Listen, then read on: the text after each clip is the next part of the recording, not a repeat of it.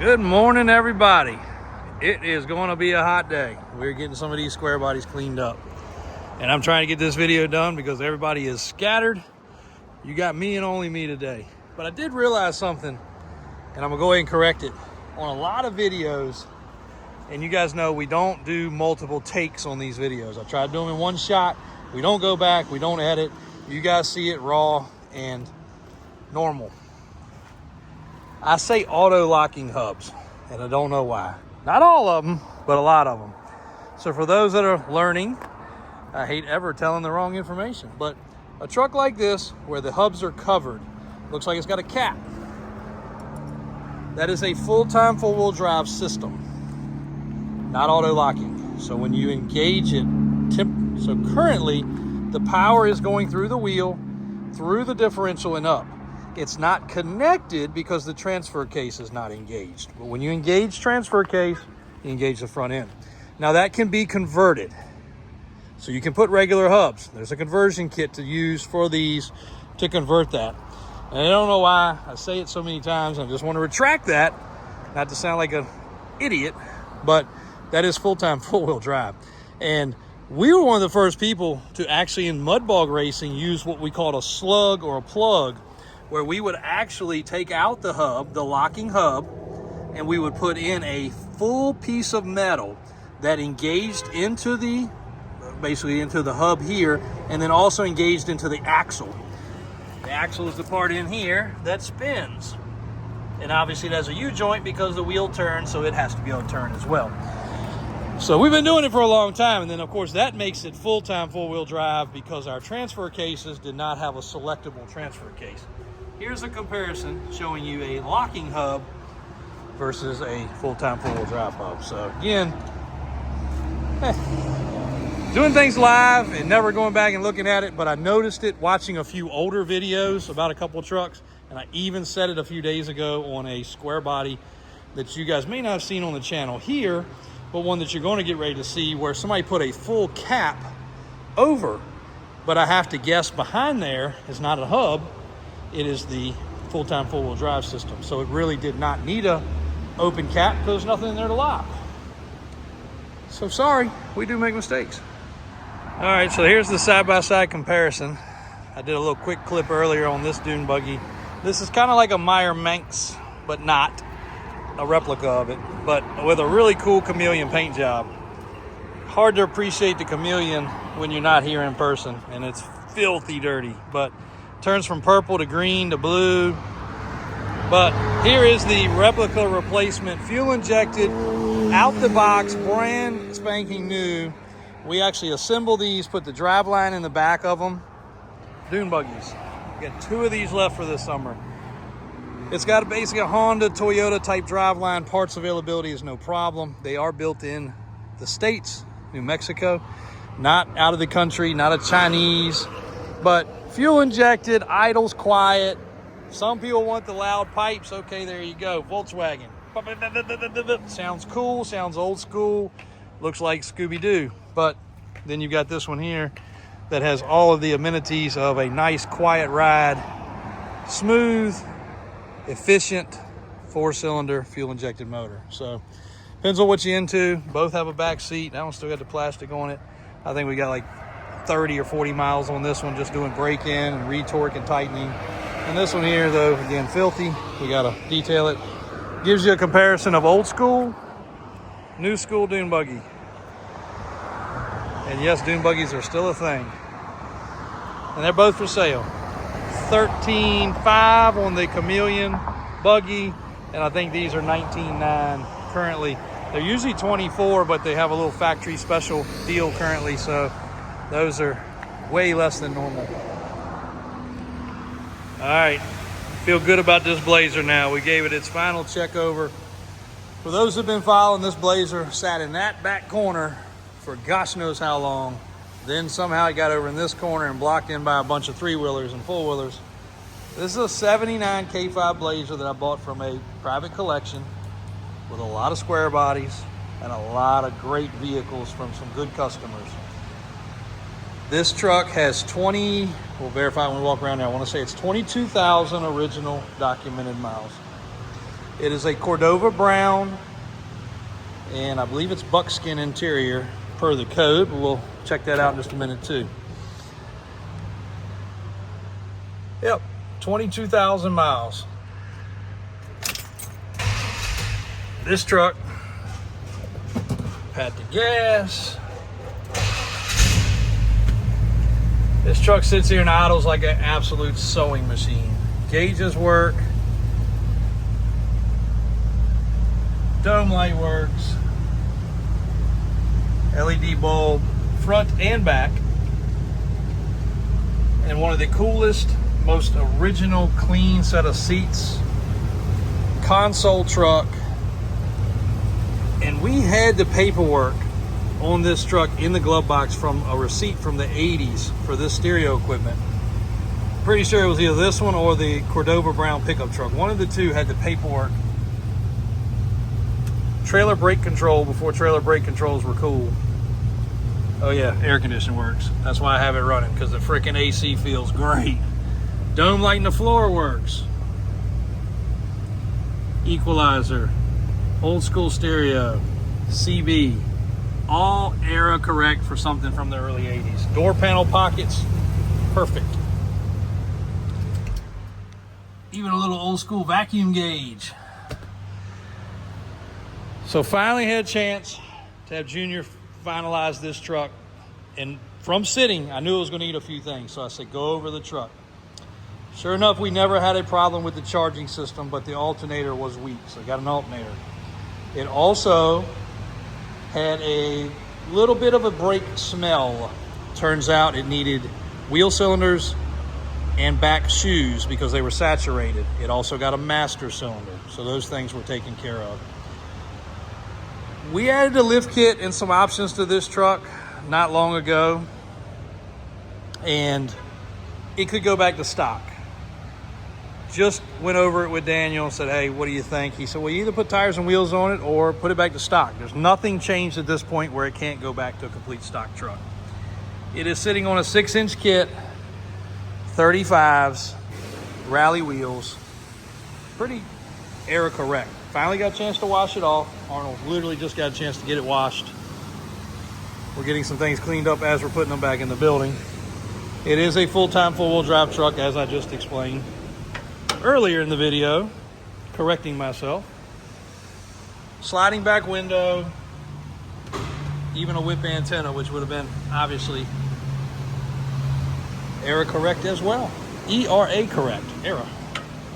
Not error, like we do make sometimes. There's your new master cylinder.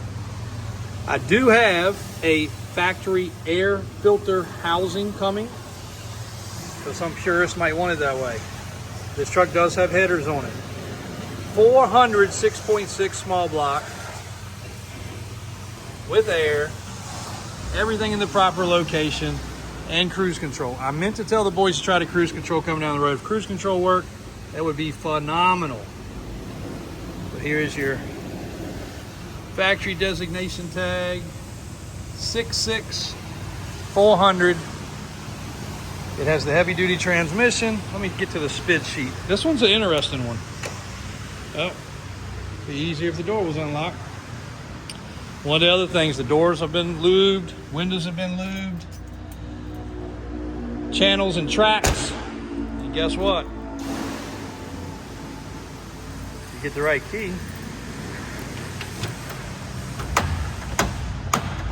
Now, some of these things might not mean much, but guys, if you get in 2, 3, 4 trucks a day and realize how many don't come with proper keys, don't come with any keys to the door at all, half the door guts are not hooked up, you would not be, I mean, you probably would be surprised at how much stuff is shortcut on vehicles like this. This stuff not even being hooked up. Sometimes the windows don't even work. It's just things that people get in a hurry and never finish. Check out them floor mats. They need a little shine on them. They need a little armor all on them. Nice clean spid sheet. Tinted glass. 6.6 HD transmission. White removable top. Camel interior. Sorry, I was incorrect. Cordova brown. Whew. It's well optioned. Hold on. that might be some of the paperwork in here. Battery's about to die. We won't dig into that this second, but owner's manual, paperwork, this might be the truck with the paperwork for that. But even on the passenger side, again, dome light, proper. Removable back top. Again, I know some of you guys are new here, don't realize some of the cool things about this, but removable top. Even has the spare tire mount in the back, no spare tire. Could put one in there, but it'd be a shame to stain up the carpet.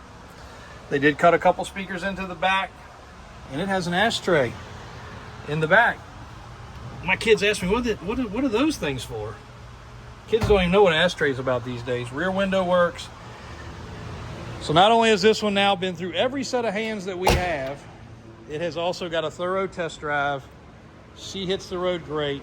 Could it use crossover and track bar? Sure. Even old man Dave said, man, this one doesn't drive kind of like the other ones do. Well, Dave, that's because it has a push-pull steering still. What a good-looking freaking truck. Even the metal. Whew, nice. So what I was doing there, because a lot of times these things do get changed out, just checking to make sure that these were not the plastic cheap replacements, because they look so good, but with the low miles they should.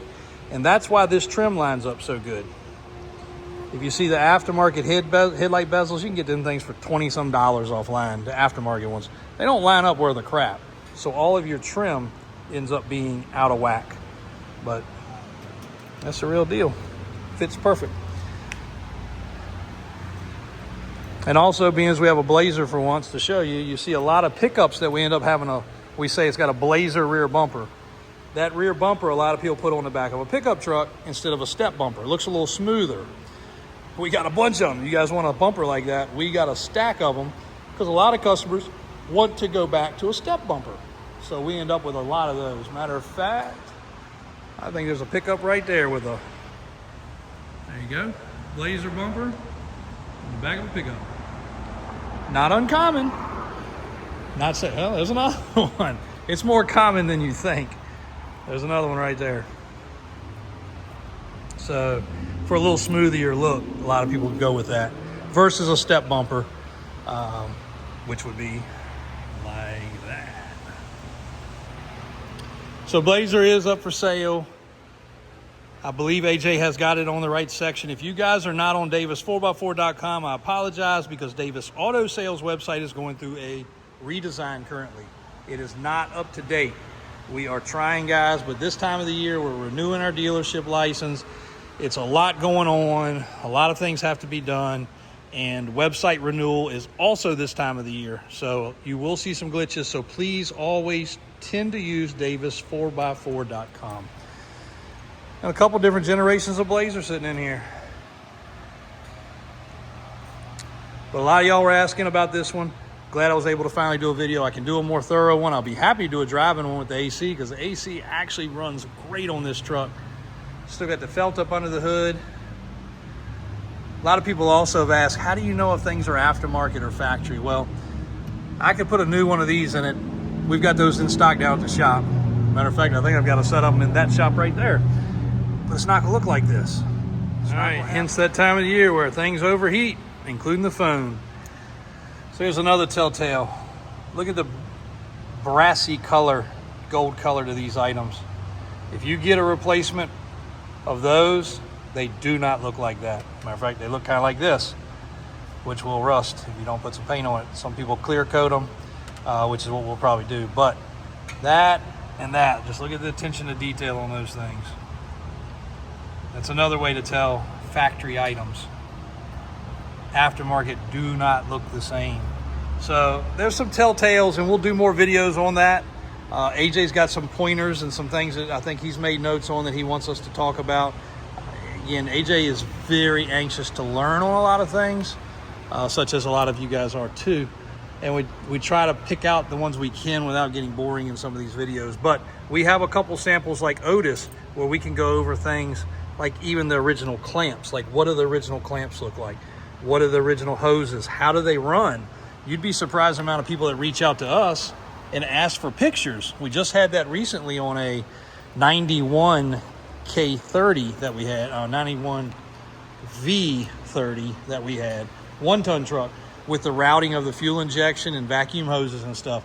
So many common questions that we get. Another one like that, that's usually never there. That's usually missing. That goes up into the hood right there. Just so many cool things that when you take a nice specimen like this truck's not bone stock.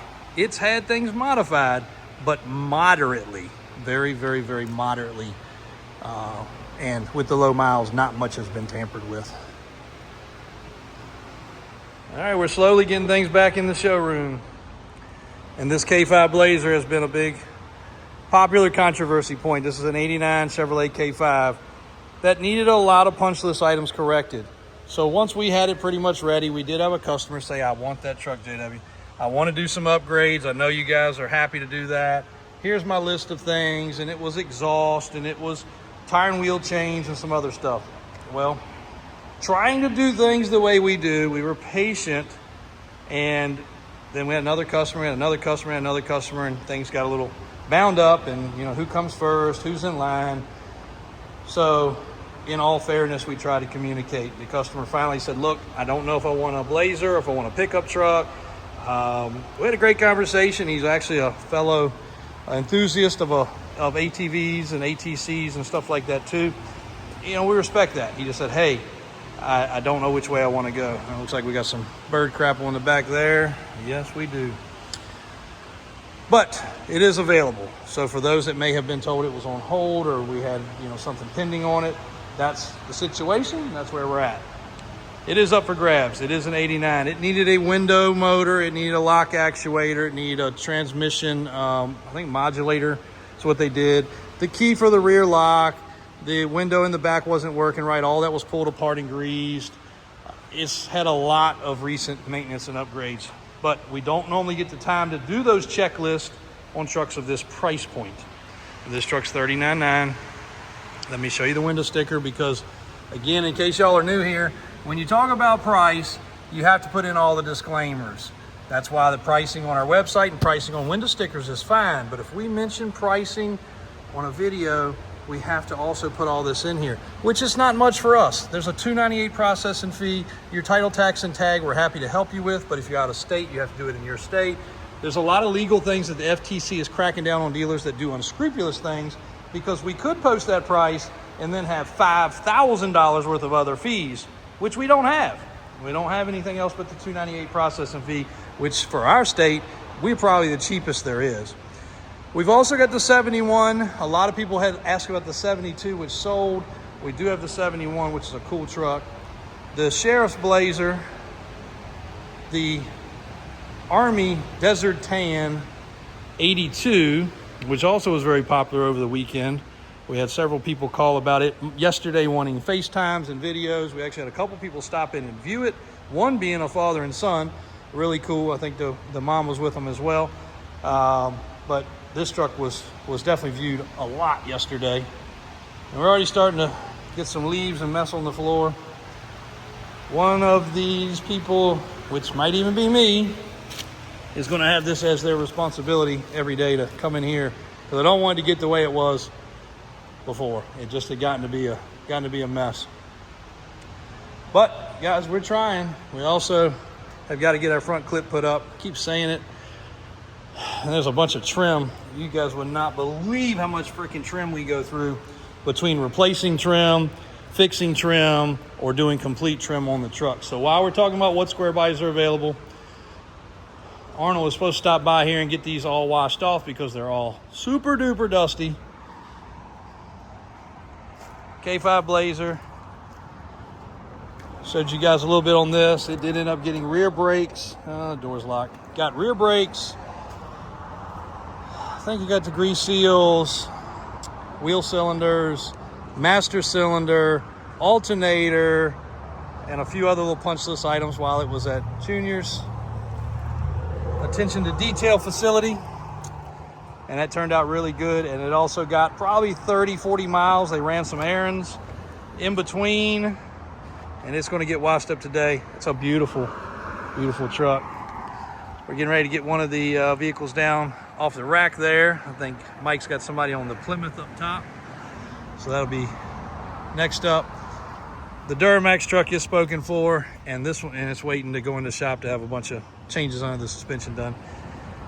The Mickey Thompson tire and wheel truck, that is also available. Well-built small block 12-inch kit, 40, 16 wides. The Suburban, and I'll try to do another clip before we get out of here today when everything's back in here, so you guys can get a glimpse of what's currently available.